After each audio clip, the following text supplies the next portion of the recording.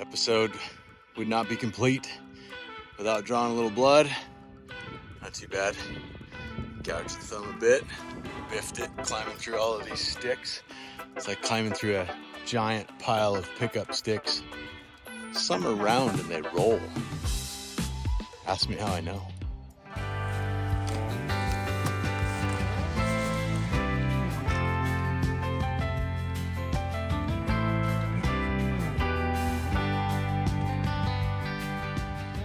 Last week we ended up filming and storms rolled in, and as luck would have it, this week we're filming for lesson 3 in the Sermon on the Mount series, and the storms, woo, they are a brewing.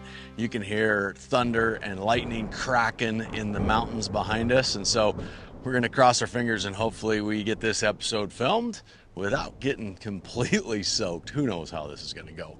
Let's dive in.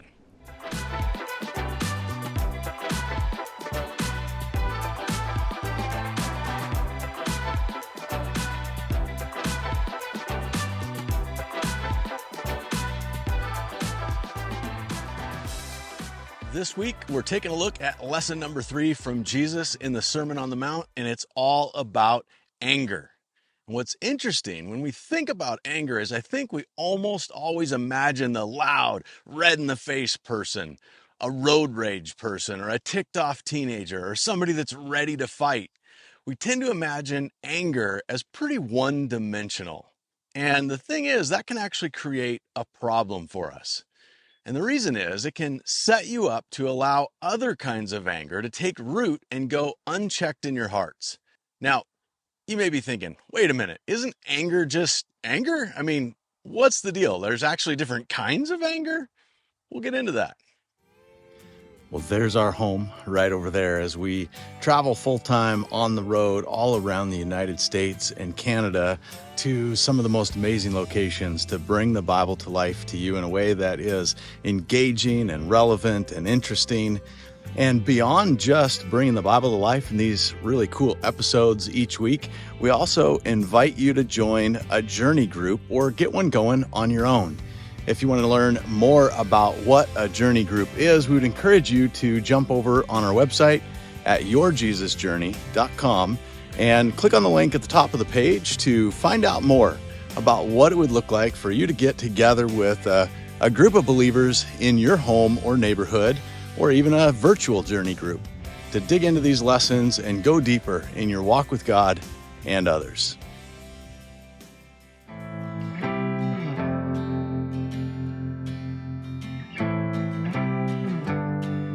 Well, I wanted to give you a visual to help you get a better understanding of some of the different kinds of anger. And today we've worked our way back into the wilderness in kind of central northern Alberta and found this huge burned out area here next to the Saskatchewan River.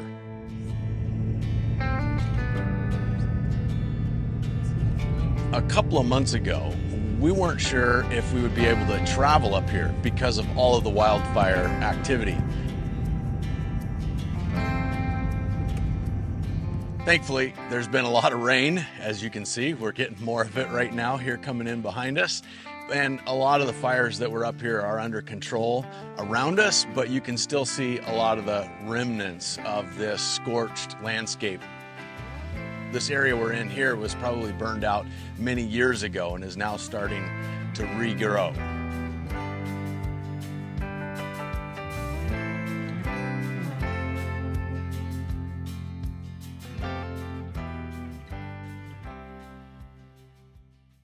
You see, anger is a lot like fire. There's different kinds of fire, but all of them can hurt you, or worse yet, hurt the people around you. The obvious fires are the big blazing fires that you can see from miles away. You know that they're raging and anything in their path is definitely in trouble. It's getting burned up, right? But there's also those kind of fires that just lay there smoldering, almost dormant for days, just clinging on, waiting for the conditions to be right to reignite and let loose. When I was a kid, probably in about 4th or 5th grade, I got the bright idea to grab a couple of my buddies and go for a little camping cookout. The problem was we decided to go down on this hillside beneath our house. And the hill was thick with pine trees and cedar trees, and the floor of the forest was covered in years of fallen pine needles and branches. And it was something that I knew about because I planned ahead as a young 4th or 5th grader. So I grabbed my little sister's red flyer metal wagon, right? And then I grabbed a bunch of stuff out of the kitchen and grabbed my buddies, and we headed down in the woods to make, of all things, campfire popcorn. I have no idea what we were thinking, but it seemed like a good idea at the time. Of course, we could have made it in the house on the stove. And mind you, this was long before the days of microwave popcorn was even invented. But making it on the stove seemed really boring. There's no adventure in it, right? So we packed up the red wagon and all the gear, and down the hill we went into the forest. And we set up the wagon thinking this is going to be our fire pit. We got like a metal fire pan. So we thought we were being really smart. We light a little fire inside the red wagon and stack some more wood on and then put the pan on. And I had seen my mom do this. You put vegetable oil in and then you dump the popcorn in, and then we waited and we waited and we waited.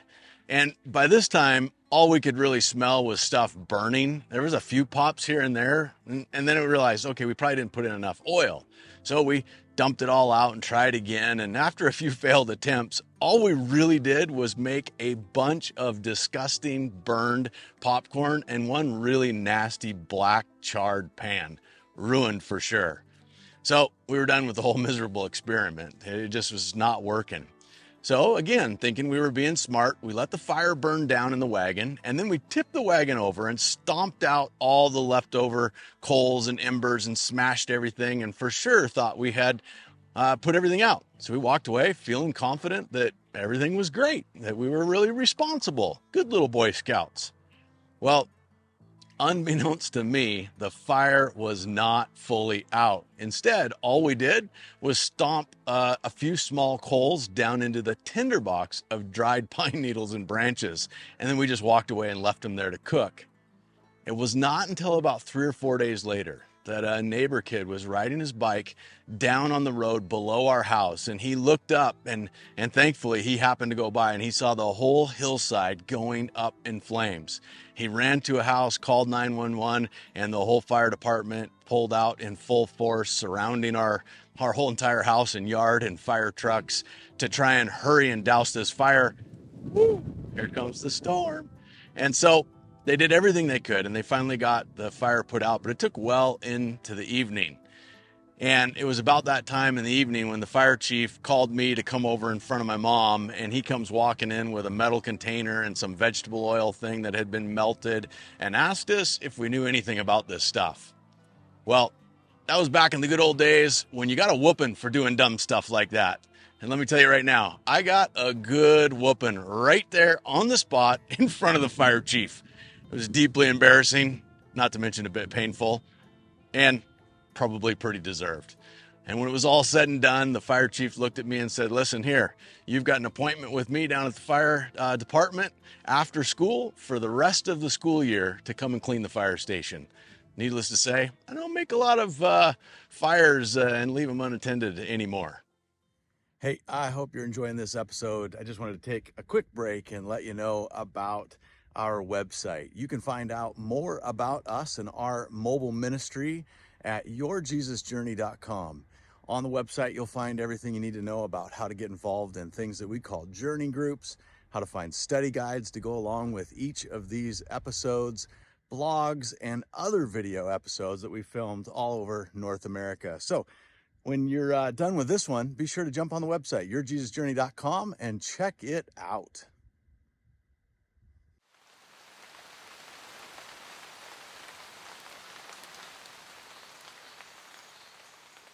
There's also those kind of fires that spark up really quick, but if you deal with them right away, they're actually pretty easy to put out. They might startle you and freak you out for just a second, like a quick kitchen fire, but if you jump on it right away, you sort of walk away with a sigh of relief.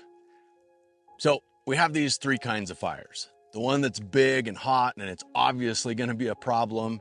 The next kind of fire is that dangerous smoldering fire that's laying there under the surface. And then lastly is the quick flare-up. I want you to keep these three kinds of fires in mind when you hear what Jesus has to say about anger. Here's what he says. It's in Matthew chapter 5, verses 21 through 26. It goes like this. You have heard that our ancestors were told you must not commit murder. If you commit murder, you are subject to judgment. But I say, if you are even angry with someone, you're subject to judgment.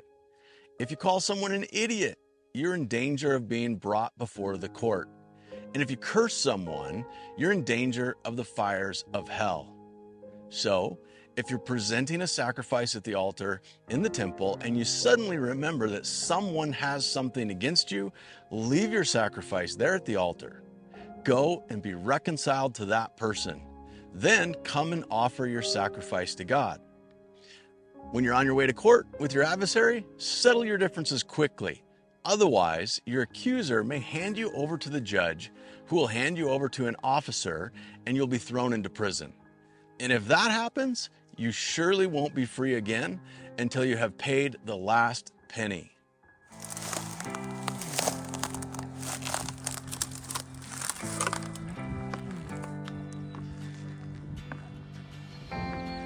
So Jesus clearly is talking about some practices here that are normal in his time and culture, but not really relevant to us today.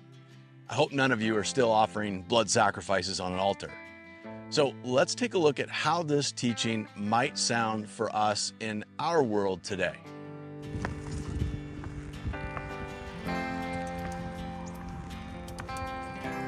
Clearly, Jesus is pointing out that anger is a big deal, but not just any anger.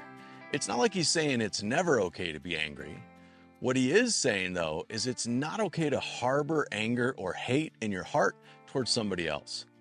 He's highlighting the fact that it's not okay that people are going around ticked off at other people, even hating them or calling them derogatory names. But then those very same people go, well, it's not like I murdered them, so what's the problem? Jesus is taking things up a notch. He's saying flat out that everybody knows it's not okay to murder. He's here to say the problem starts long before the actual act of murder. And that brewing anger and that name calling and all of that cursing, all of it has to stop. And then he goes on to give a couple of examples to help people think through the different ways that anger might show up and what to do about it.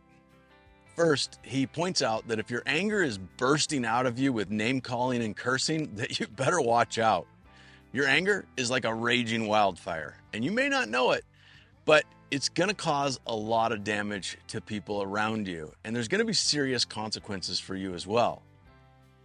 You want to be a disciple? You want to follow Jesus? He's telling you right here that if you have an anger problem, then you actually probably are dealing with a heaven or hell problem. And if this sounds like you, consider this your fire alarm going off. It's time to urgently extinguish your anger and check your heart.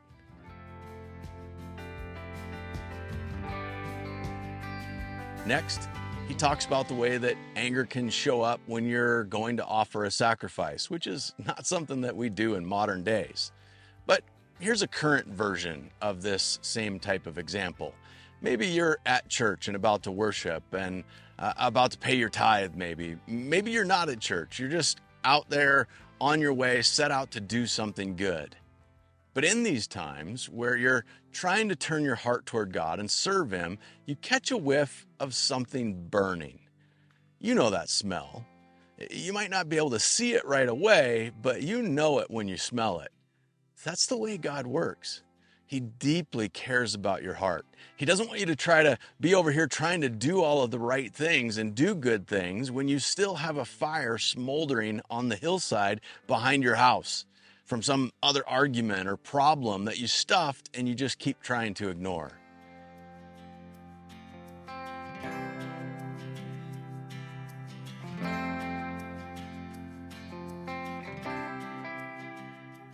It's like he's saying, listen, When there's that smell of smoke, that's your cue. Stop trying to do the right things.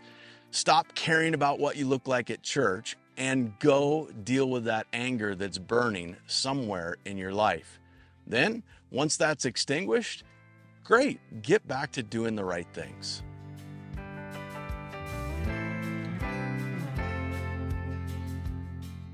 Lastly, Jesus talked about when you're on your way to court with your adversary to settle your differences, do it quickly.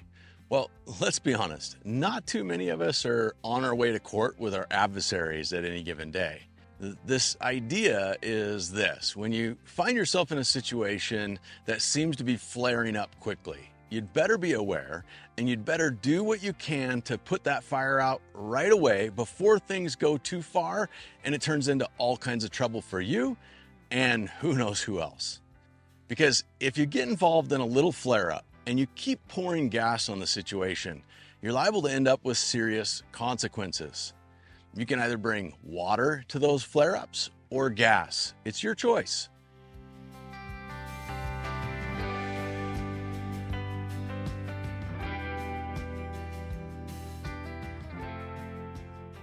I think everybody can think of situations that they've been in where things seem to get really angry really quick. Maybe it was something that you were a part of. Maybe it was something that you watched. Maybe it was your mom or dad or seeing your parents growing up, that they were just getting along fine, and then a couple of jabbing comments or a sarcastic response, and all of a sudden they're screaming and ready to hit each other. Maybe it's a situation in a restaurant where you're just seeing somebody enjoy their dinner and a drunk person stumbles by and spills something on them, and bam, fire is lit and tempers are hot. What Jesus wants to teach you with all of these examples is how you handle your anger matters. And if you want to be one of his followers, it's not enough to just sit back and think to yourself, well, it's not like I'm going to murder anyone. You see, to be a real disciple of Jesus, not murdering people is not enough. That won't change the world. That won't get people's attention. That won't show people how radically different and better his Father's ways are. But learning to extinguish your anger, stopping when you smell smoke and dealing with those smoldering issues, learning to be quick to pour water on those angry flare-ups. If you'll do these things, now we're talking. This is what it looks like to follow Jesus.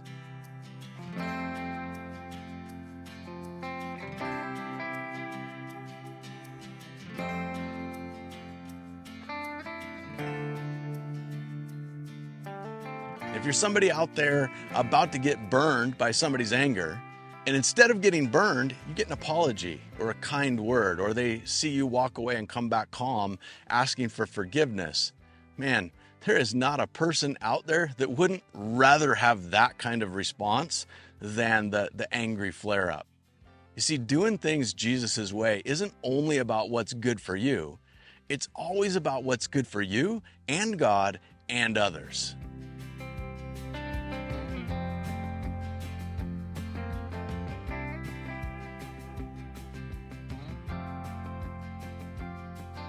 I hope this is helpful to you, and I hope that it really sinks in and takes root in your heart, and that as you begin to experience anger, which we all do in the days and weeks to come, that you'll remember this lesson. It's not a lesson from me, it's a lesson from Jesus. I just tried to put it in modern terms and give you some charred wood to help you remember the kinds of anger that might flare up. And I hope that as you see a fire burning or you smell smoke in the days ahead, you'll remember this lesson. It'll change the way you actually live out your life for the good, in a way that is being obedient to Jesus' teaching. That, after all, is what being a disciple is all about. All right, we've got some amazing stuff in store for you. We've been able to get out the last couple of days and see some awesome waterfalls, and we've got some big hikes ahead of us. We're going to take you to a canyon that's super deep and steep with waterfalls in it. We're going to throw the drone up and get in there and find out if I can make my way through the canyon or leave drone number 3 in the water. You'll have to just stick around. Please don't leave drone number 3 in the water. please.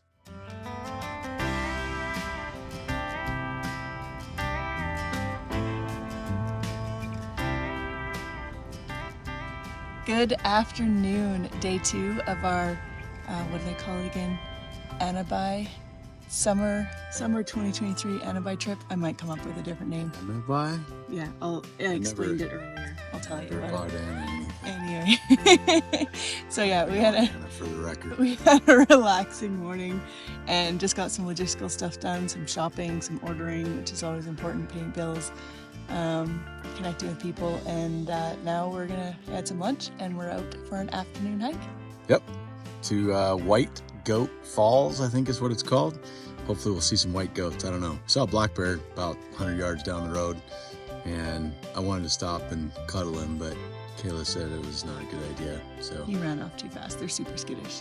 You just come anywhere around them and they run away. So she's always raining on my parade. One episode you're gonna see me he ran away hugging a black bear. You just wait.